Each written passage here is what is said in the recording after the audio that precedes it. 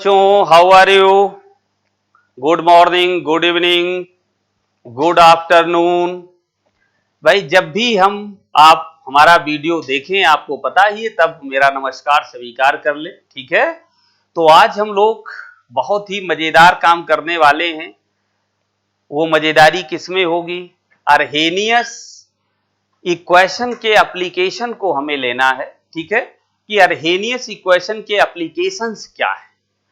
ये बहुत ही इंपॉर्टेंट चीज है और यहां से एग्जाम में हमें काफी कुछ सपोर्ट मिलता है।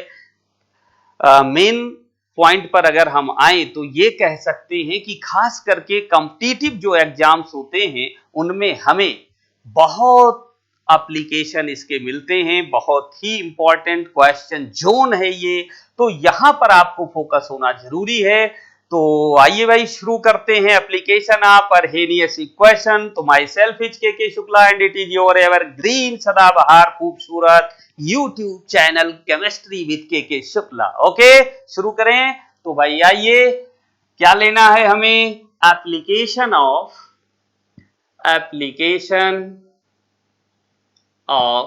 अर्हेनियस इक्वेशन। ओके,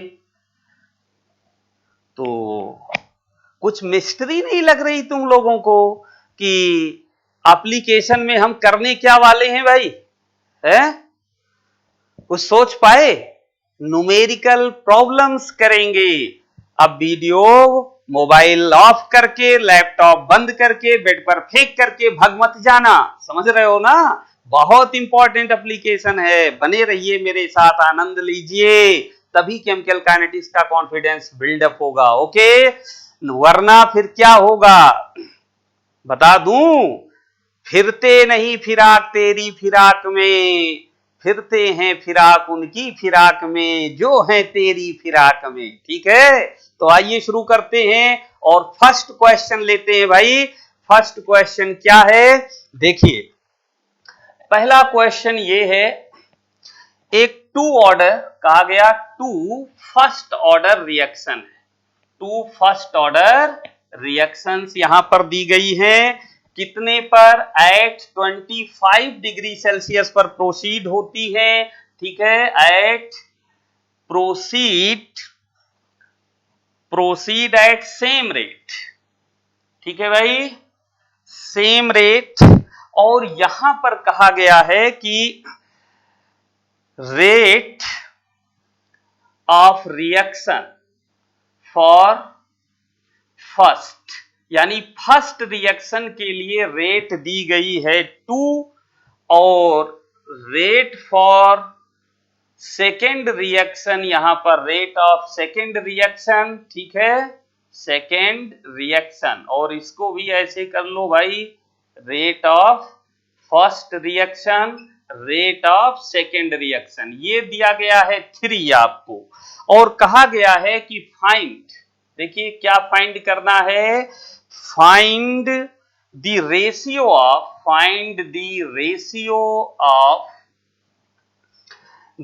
रेट्स, ठीक है, ऑफ दीज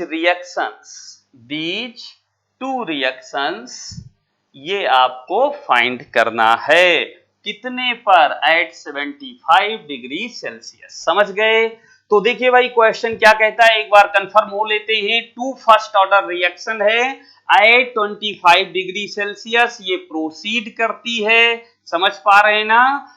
सेम रेट के साथ प्रोसीड करती है। और कहा गया कि फर्स्ट जो रिएक्शन है उसकी रेट 2 लीजिए, सेकेंड रिएक्शन की रेट 3 लीजिए, और फाइंड क्या कीजिए? Find the ratio of rates of these two reactions at 75 degree Celsius.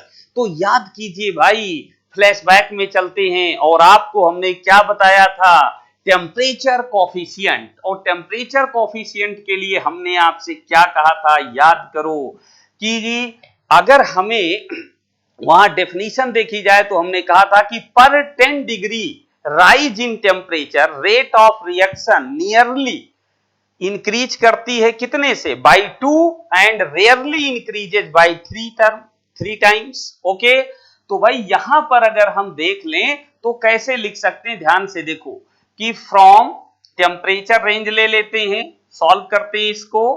From 25 degree Celsius to 75 degree Celsius की रेंज में हमें निकालना है, ठीक है। तो जरा देखिए, हम यहां पर ले लेते हैं rate of first reaction, rate of first reaction. तो भाई चेंज क्या आएगा, फर्स्ट रिएक्शन का रेट कितना दिया गया है इनिशियली 2, और 2 कितने पर है 25 पर। अब टेम्परेचर को इंक्रीज कर दिया गया 75 तक, तो पूछ रहा है कि जो न्यू रेट होगी वो क्या होगी, तो जरा बताइए कितनी होगी। तो ये 2 की पावर क्या होगी भाई, डेल्टा टी अपॉन 10, समझ पा रहे हो ना, ठीक। इसी तरीके से देखिए, rate of second reaction is equal to 3 power delta T divided by 10।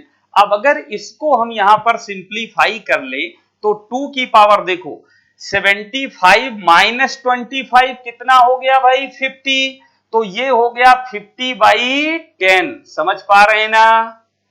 और ये कितना हो गया, वही चीज 50 बाई 10, ठीक। तो यहां पर आया 2 की पावर 5, ये भी आया 3 की पावर 5, तो ये हमें रेट का चेंज मिल गया, समझ पा रहे हैं ना।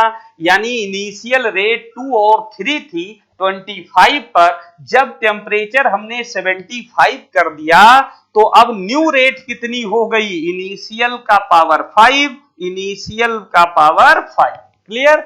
अब इन्हीं दोनों का हमें रेशियो लेना है, तो देखिए भाई, rate of second reaction divided by rate of first reaction, okay. ये भाई first reaction 3 power 5 upon 2 power 5, तो भाई जरा इसे आप सिंप्लीफाई करें और देखें क्या आंसर बनना चाहिए, जल्दी से सिंप्लीफाई करें, कितना आया, तो कर लिया 243 डिवाइडेड बाई कितना भाई 2 की पावर 5, 32 हो गया। अब ये आपका आंसर हो गया। आप चाहें तो इसे फर्दर सिंप्लीफाई कर लें, डेसिमल में आंसर आपका आ जाएगा। बात कंफर्म हो गई तो जल्दी से इसे नोट कर लें। एक और खूबसूरत सा क्वेश्चन आपका इंतजार कर रहा है, जल्दी करें, नोट करें। कर लिया भाई, मिटा दिया जाए, ओके। लो भाई, हमने इसको फटाफट फुल बुलेट स्पीड की, ट्रेन की स्पीड से मिटा दिया, ओके। तो सेकंड क्वेश्चन बहुत ही बेहतरीन है, ऑलरेडी ये एग्जाम में आ चुका है, लेकिन टाइम बिल्कुल नहीं लगेगा अगर थोड़ा सा आप ध्यान दें। देखिए भाई क्वेश्चन क्या है, क्वेश्चन में कहा गया है बहुत बेहतरीन कि फॉर आ रिएक्शन, अब रिएक्शन क्या दी गई है आपको, Cl free radical plus Cl free radical product is the Cl2, okay. कहा गया कि इस रिएक्शन के लिए अर्हेनियस, अर्हेनियस क्या कांस्टेंट, यानी ए की बात हो रही है, कितना है भाई 2.0 into 10 to the power 13 second inverse, okay. और टेम्परेचर भी दे दिया है, कितनी खूबसूरत सी बात है 298 केल्विन, और डिमांड कर रहा है कि फाइंड द रेट कांस्टेंट के फॉर दिस रिएक्शन। तो now any problem in this question, होना नहीं चाहिए। एक रिएक्शन दी गई है और रिएक्शन क्या है, free radical to free radical reaction की, और कह रहा है अगर इसका अर्हेनियस कांस्टेंट ये है गिवन टेम्परेचर पर, तो रेट कांस्टेंट निकालिए। याद करो दोस्तों वो पल जब मैंने आपको बताया था, कहां पर, कुछ याद आया, अर्हेनियस इक्वेशन का वीडियो देखिए, वहां पर हमने बहुत ही कंफर्म वर्ड्स में ये बात बताई है कि free radical to free radical combination की जो रिएक्शंस होती हैं, ठीक है, for free radical, free radical to free radical, ठीक है, combination, reactions. Okay, activation energy कितनी होती है इस रिएक्शन की? 0। अब तो आंसर आ गया। कितने लोगों का आ गया भाई? ईमानदारी से सॉल्व करके देखें। तो अगर ये 0 है तो जरा देखिए क्या लिख सकते हैं, from k is equal to a into E power minus E A upon R T, it is the Arrhenius equation. Okay, अब यहां पर देखिए ये 0 है तो ये पूरा टर्म 0 हुआ, यानी ये हुआ क्या, k is equal to a into E power 0। और आप जानते हैं भाई कि 0 होने का मतलब ये पूरा टर्म क्या हो गया, 1, और 1 का कोई फर्क यहां नहीं पड़ेगा, तो हम इसको भी हटा देते हैं और डायरेक्ट लिख देते हैं k is equal to a। समझ पा रहे हैं ना? अब अगर k is equal to a है तो भैया आप ये बताइए what should be your answer. Value of a is given as 2 into 10 to the power 13 and a becomes equal to the k, so rate constant value क्या हो गई, जो वैल्यू किसकी थी, अर्हेनियस कांस्टेंट की, और यही हमारा आंसर हो गया। समझ गए ना भाई ये कैसे आया, यहां तक क्लियर हुआ ना कि एक्टिवेशन एनर्जी 0 होती है free radical to free radical reactions के लिए, और जब इसकी वैल्यू यहां रखोगे ये पूरा टर्म 0 हुआ, पावर 0 आ गई, मतलब ये पूरा टर्म 1 हो गया, तो k इज इक्वल टू क्या, कोई टेंशन अब इसमें नहीं, नोट कर लीजिए जल्दी से। तो अगला क्वेश्चन लेते हैं भाई, ये भी बड़ा ही खूबसूरत क्वेश्चन है, देखो मैं लिखता हूं। क्वेश्चन है एट 325 केल्विन। ओके, यहां पर गिवन है, गिवन दैट क्या दिया गया है भाई, देखिए activation energy is equal to 140 calorie, और कहा गया है कि find the percentage of reactant molecules. How nice one, reactant molecules crossing, ये रेलवे क्रॉसिंग नहीं है भाई, एनर्जी बैरियर वाली, ओवर दी ईबी, याद आया, ईबी क्या है, एनर्जी बैरियर। तो कितना खूबसूरत क्वेश्चन है, कह रहा है कि एक रिएक्शन है जो कहां हो रही है, 325 केल्विन पर, एक्टिवेशन एनर्जी कितना है भाई, 140 कैलोरी है, तो कह रहा है कि फाइंड कीजिए कि कितने परसेंट रिएक्टेंट मॉलिक्यूल ऐसे हैं जो एनर्जी बैरियर को क्रॉस करेंगे, यानी जिनके पास इतनी एनर्जी है जो जब कोलाइड होंगे तो इफेक्टिव कोलिजन करेंगे और प्रोडक्ट बनाने में कैपेबल होंगे।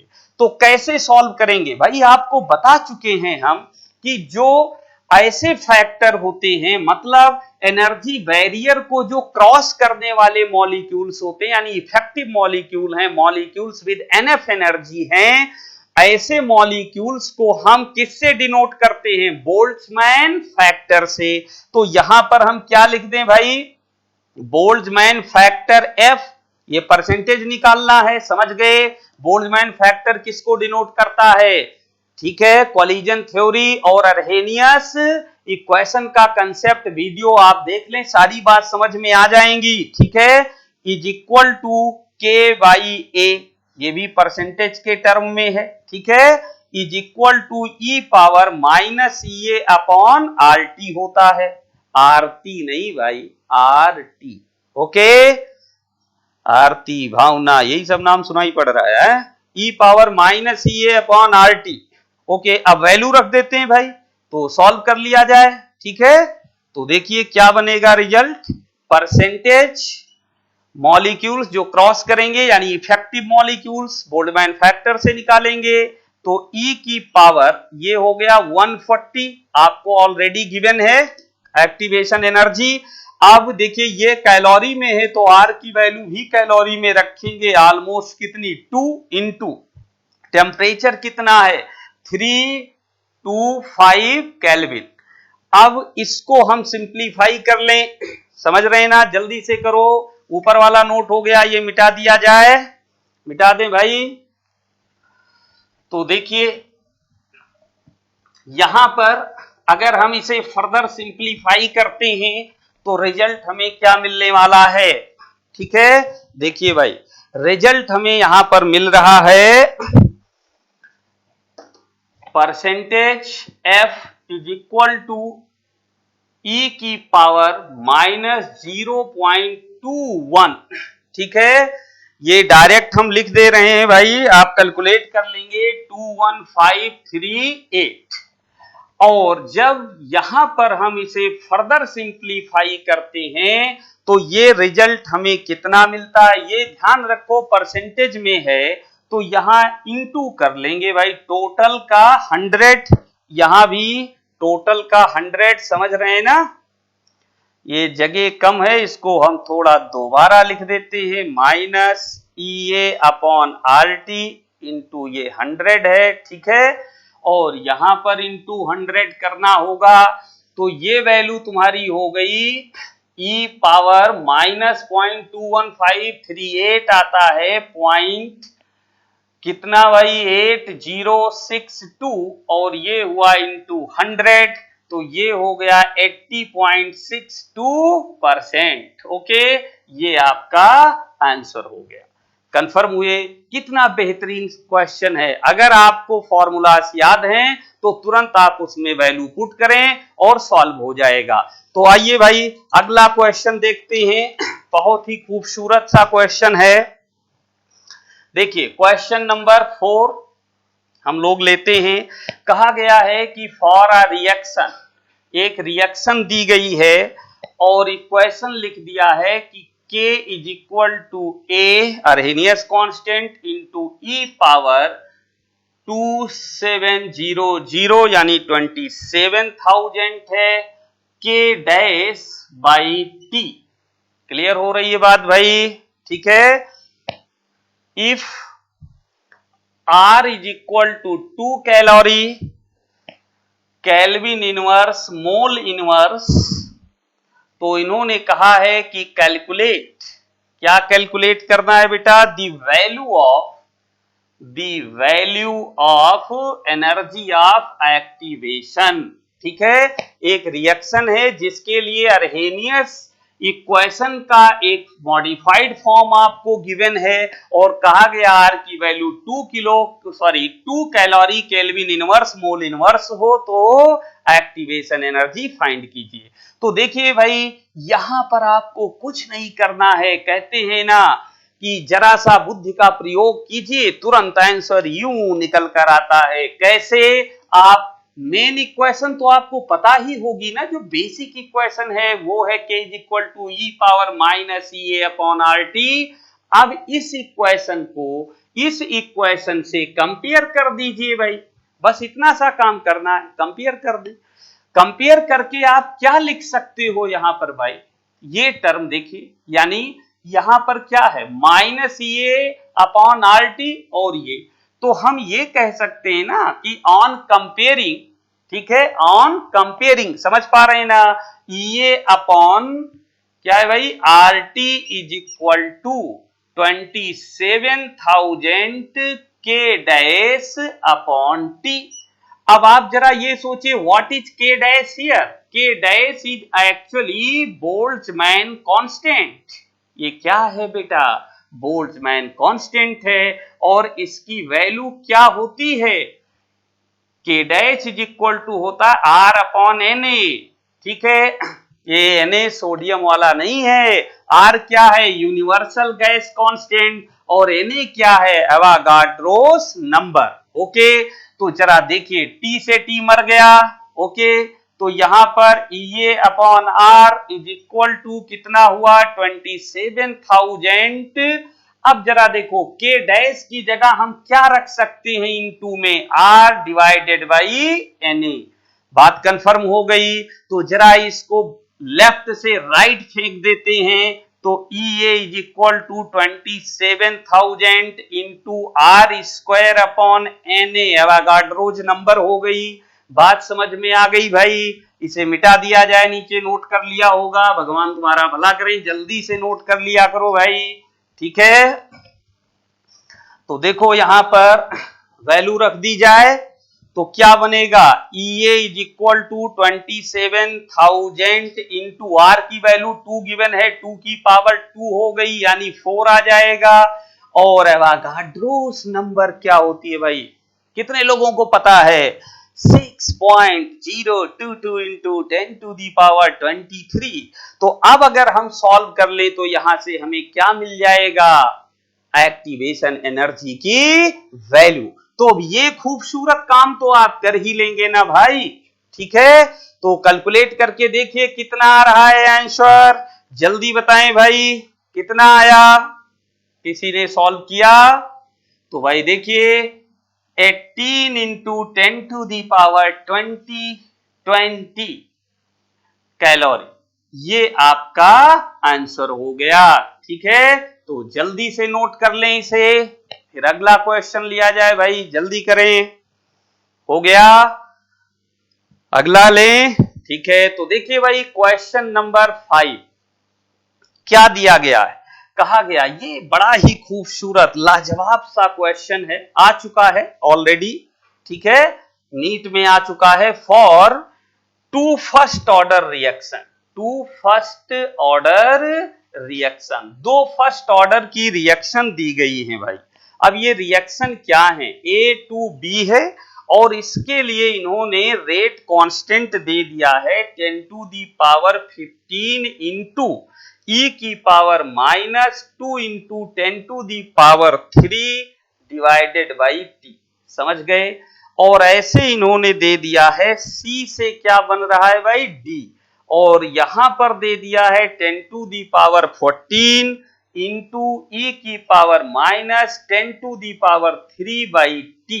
क्लियर हो गई बात। और इन्होंने कहा है कि if initial concentration of A, यानी A नॉट किसके इक्वल हो, इनिशियल कंसंट्रेशन ऑफ C के, तो क्या निकालना है, निकालना है फाइंड दी टेम्परेचर। कितना खूबसूरत क्वेश्चन है, find the temperature at which both reactions have same rate, समझ गए भाई। यानी हमें वो टेम्परेचर निकालना है जिस टेम्परेचर पर दोनों रिएक्शंस की, मतलब इसकी और इसकी रेट क्या हो जाएगी, सेम। तो वीडियो पॉज करें फटाफट और क्वेश्चन को सॉल्व करें, देखें कितने लोग कर पाते हैं, जल्दी कीजिए, जल्दी से वीडियो पॉज करके सॉल्व करें, ठीक है। ये चाय का आनंद मत लो जब तक हम बोर्ड साफ कर रहे हैं, क्वेश्चन सॉल्व करो भाई, ठीक है। तो कर लिया भाई, हो गया। तो देखिए अब मेरी बारी है, हम बताते हैं आपको। यहां पर आपसे कहा गया है, क्वेश्चंस क्या कह रहा है, दो रिएक्शंस हैं और वो टेम्परेचर पूछ रहा है जिस पर रेट क्या होगी, सेम होगी। तो भाई जी रेट सेम होने का मतलब क्या है, आइए इसको थोड़ा सा हम लोग सिंप्लीफाई करके देख लेते हैं। यानी R1 is equal to R2, और आप जानते हो कि रेट डायरेक्टली प्रोपोर्शनल किसके होता है भाई, के। तो हम ऐसे भी लिख सकते हैं कि therefore K1 is equal to K2। तो जो K1 और K2 की वैल्यूज हमें गिवन है, इनको फर्दर हम क्या करें, थोड़ा सा सिंप्लीफाई कर देते हैं। तो देखिए भाई क्या है, K1 तुम्हें दिया गया है 10 to the power 15 into E की पावर कितना है माइनस, तो इसको 2000 लिख सकते हैं ना भाई, 2000। और एक काम कर लेते हैं ना, इसको लॉग के टर्म में कर देते हैं। तो log बेस 10 के टर्म में अगर इसको लिखेंगे हम, तो यहां पर, ठीक है, ये क्या बन जाएगा भाई, देख लो जल्दी से, ठीक है, ये हो जाएगा -2000 अपॉन 2.303 T। ये बात समझ में आ रही है ना भाई। अब देखिए अभी तक कितने कंसेप्ट में आपको हमने लॉग बेस ई को 10 में लाना सिखा दिया है। अब ऐसे ही दूसरा ले लेते हैं, log बेस 10 पर K2 is equal to 10 to the power 14 minus ये कितना हुआ 1000 अपॉन 2.303 t। ओके, बात समझ गए। अब देखिए K1 is equal to K2, तो इन दोनों टर्म्स को इक्वलाइज कर सकते हैं हम। क्या लिख सकते हैं 15 minus 2000 upon 2.303 t is equal to 14 minus 1000 okay divided by 2.303 t। बात समझ में आ रही है ना भाई? सॉल्व कीजिए, क्या होगा, सॉल्व करके टेम्परेचर निकालिए, जल्दी कीजिए भाई। कर लिया? तो भाई देखो, अगर आप ऐसा करेंगे तो T इज इक्वल टू क्या आएगा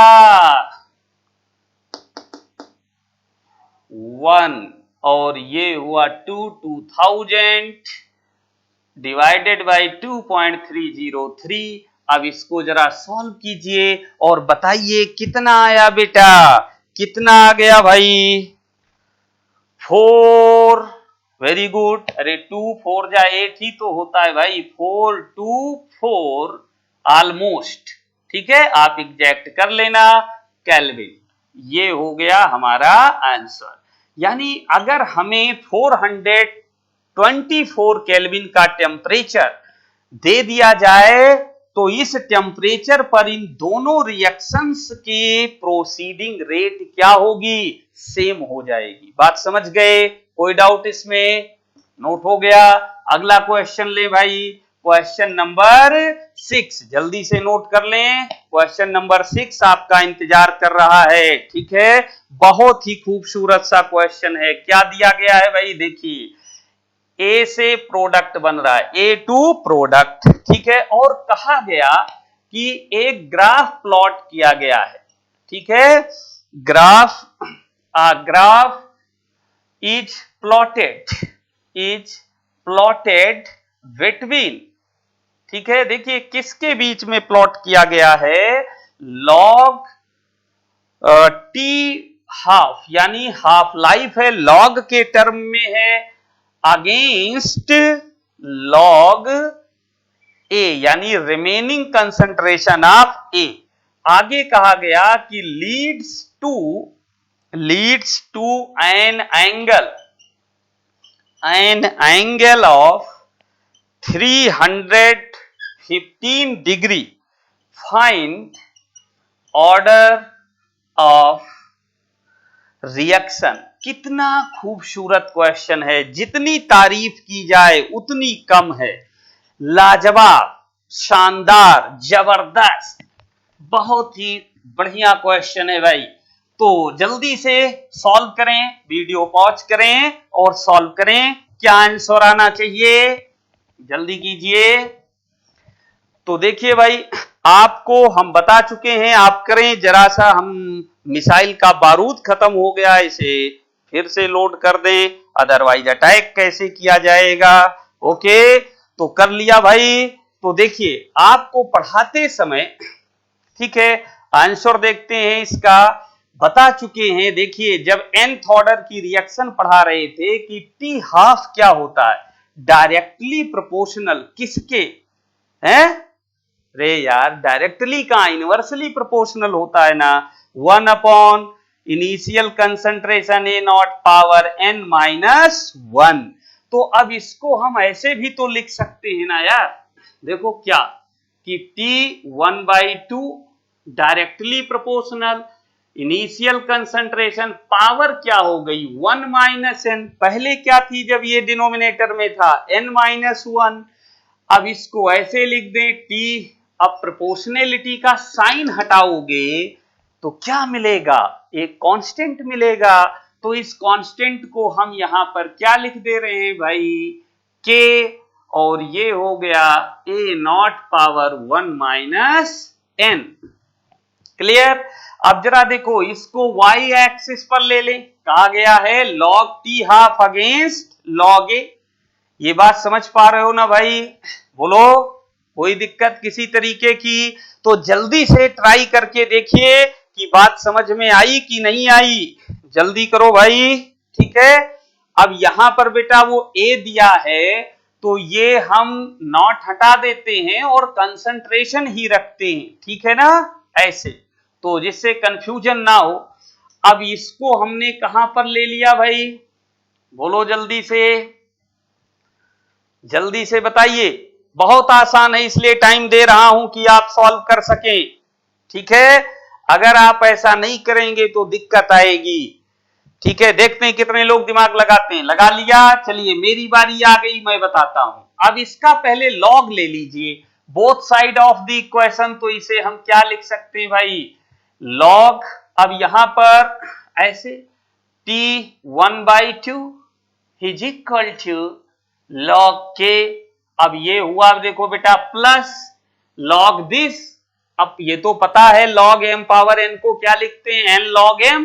तो इसको डायरेक्ट लिख दूं, -1 - n log a हो गया भाई। कोई दिक्कत, समझ में बात आ रही है? ठीक है, नहीं ये तो ऐसे ही रहेगा। क्लियर हुआ? ठीक है, ये तो 1 - n है भाई, -n थोड़े था।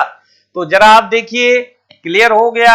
ये कहां पर लें, y एक्सिस पर, ये कहां पर इतना टर्म लेना है x एक्सिस पर। तो 1 - n क्या हो गया, स्लोप यानी m, और log के क्या हो गया, इंटरसेप्ट। तो स्ट्रेट लाइन की इक्वेशन हो गई, y = mx + c। ठीक है, तो अब जरा देखो, आप जानते हो कि भाई ये जब आप रिलेशन ऐसे बनाओगे तो ये हुआ log t1/2 और ये क्या हो गया, log a। क्लियर? तो स्लोप आपका कैसा है, स्लोप आपका पॉजिटिव है। ठीक है, लेकिन हमें ग्राफिकल रिलेशन बनाने की जरूरत कहां है भाई, इसकी तो हमें कोई जरूरत ही नहीं है। फिर भी आप जानते हो ना कि स्लोप यहां पर जो हमारा है डायरेक्ट लिख देना। ठीक है, क्या, स्लोप = tan थीटा, और tan थीटा में थीटा की वैल्यू कितनी है, बोलिए भाई। या एक बार ऐसे लिख लेते हैं, 1 - n। ठीक है, स्लोप = tan थीटा = 1 - n। अब जरा देखो, इसको हम लिख सकते हैं tan 315 डिग्री है ये, = 1 - n। अब ये तो आपको पता है ना कि tan 315 कितना होता है भाई, है? अब आप टेंशन में मत रहो। ठीक है, अक्सर ऐसे डेटा यार एग्जाम में दे दिए जाते हैं। ठीक है ना, वैल्यू दे दी जाती है, टेंशन मत लो। ये कितना है, -1, और ये हो गया 1 - n। तो n = कितना आ गया, 2, यानी ऑर्डर ऑफ रिएक्शन कितनी हो गई भाई, 2। ये हो गया सॉल्व। समझ गए? तो आइए जल्दी से एक और क्वेश्चन कर लेते हैं। ठीक है, बहुत ही बेहतरीन। तो नोट कीजिए, क्वेश्चन नंबर 7 क्या है भाई, for a first order reaction, for a first order reaction. ठीक है, मजा आ रहा है? क्या दिया गया है, k = 10⁻⁻² सेकेंड इनवर्स, यानी फर्स्ट ऑर्डर की रिएक्शन है जिसका रेट कांस्टेंट दिया गया है। और ये कह रहा है how much time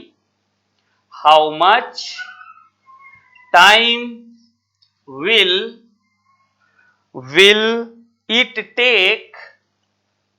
take for 20 grams to reduce to 5 grams। कितना खूबसूरत क्वेश्चन है। तो ये नोट हो गया भाई, इसे मिटा दिया जाए। Very good. तो यहां पर देखिए, सॉल्व कीजिए फटाफट, वीडियो पॉज करें, कर लें। ठीक है, अब देखो इसे कहां से सॉल्व करेंगे। फर्स्ट ऑर्डर रिएक्शन का जो वीडियो है, फर्स्ट ऑर्डर पार्ट 2 का जो वीडियो है, उसमें इसका कंसेप्ट हमने आपको समझाया है, वो देखकर आप खुद सॉल्व कर सकते हैं। क्या हमने बताया था कि रिमेन कंसंट्रेशन, यानी जो रिमेनिंग कंसंट्रेशन है हमारी, = initial concentration into 1/2 power n। अब रिमेनिंग कंसंट्रेशन कितनी है, 5 ग्राम। रिड्यूज 2 का मतलब हुआ कम होकर 20 से घटकर डिक्रीज करके कितनी रह गई, 5। ठीक है, समझ गए। अगर ये कहता है रिड्यूज बाई 5 ग्राम, इसका मतलब तब 15 ग्राम बच जाती, यहां रिड्यूज टू 5 है तो ये 5 हो गया, इनिशियल 20 इंटू 1/2 पावर n। तो जरा सोचिए क्या हुआ, 1/4 is equal to 1/2 power n, यानी 1/2 power 2 is equal to 1/2 power n। अब जब बेस सेम होता है तो पावर को हम इक्वेट कर सकते हैं, क्लियर हुआ। तो that is n is equal to 2। तो कितनी, ये n क्या है, n is not order of reaction here. यहां पे जो n है ना बेटा, अब वो वीडियो देखा होगा तो समझ जाओगे, ये है number of T half completed, T half completed, यानी रिएक्शन को अमाउंट यहां पर देखो 20 ग्राम से 5 ग्राम होने तक कितने हाफ लाइफ कंप्लीट हुई है, ये वैल्यू है। अब एक और बात यहीं पर हमने आपको समझाया था, क्या समझाया था भाई, याद करो कि total time is equal to होता है number of half life into t half. तो अगर हमें ये वैल्यू निकालनी है कैपिटल टी कि 20 से 5 ग्राम होने में टोटल कितना टाइम लगा, तो भाई हमें दो टर्म चाहिए, नंबर ऑफ हाफ लाइफ्स और टी हाफ चाहिए। तो नंबर ऑफ हाफ लाइफ्स हमें मिल गई 2, अब टी हाफ भी हम निकाल लेते हैं। देखो टी हाफ यहां पर निकाल लेते हैं, कैसे, फर्स्ट ऑर्डर रिएक्शन के लिए टी हाफ क्या होता है 0.6932 अपॉन के, क्लियर। अब k की वैल्यू ऑलरेडी दी है तुम्हें, ठीक है, तो वैल्यू रख देते हैं 0.6932 अपॉन 10 टू दी पावर -2। तो इसको अगर सॉल्व कर लें भाई तो टी हाफ यहां पे कर दे रहा हूं भाई, देखना टी हाफ कितना आ गया 69.32 आ जाएगा, क्लियर हुआ, ये इतने सेकेंड्स आ गया। ओके, तो अब वैल्यू रख दो, कैपिटल टी निकाल लो, ठीक है, ये हो गया 2 इंटू 6 9.3 सेकेंड्स, इतना ले लो बहुत है। तो कितना आ गया भाई, 2 3 जा 6 और 2 9 जा 18 और ये हो गया 138.6 सेकेंड, और ये हमारा आंसर आ गया। यानी इस फर्स्ट ऑर्डर रिएक्शन में, ठीक है, जो सब्सटेंस है, मैटर है, उसके 20 ग्राम्स को 5 ग्राम रह जाने के लिए, यानी 20 से डिकम्पोज होना, कंज्यूम होना शुरू हुआ, तो 5 ग्राम रह जाने तक कितना समय टोटल लगेगा, इतने सेकंड्स लगेंगे। तो बात समझ में आ गई, कंफर्म हुए। अगर कहीं पर जरा भी दिक्कत रह गई हो तो वो आप वीडियो को दोबारा देखें, बार बार देखें, ठीक है, हम कोई शिकायत नहीं करेंगे, हमें कोई गिले शिकवे आपसे नहीं होंगे, आप देखें, आनंद लें, ठीक है, बात क्लियर हुई। तो चलिए नेक्स्ट वीडियो में नेक्स्ट कंसेप्ट के साथ मिलते हैं, तब तक के लिए नमस्कार, नमस्कार, जय हिंद, बाय बाय।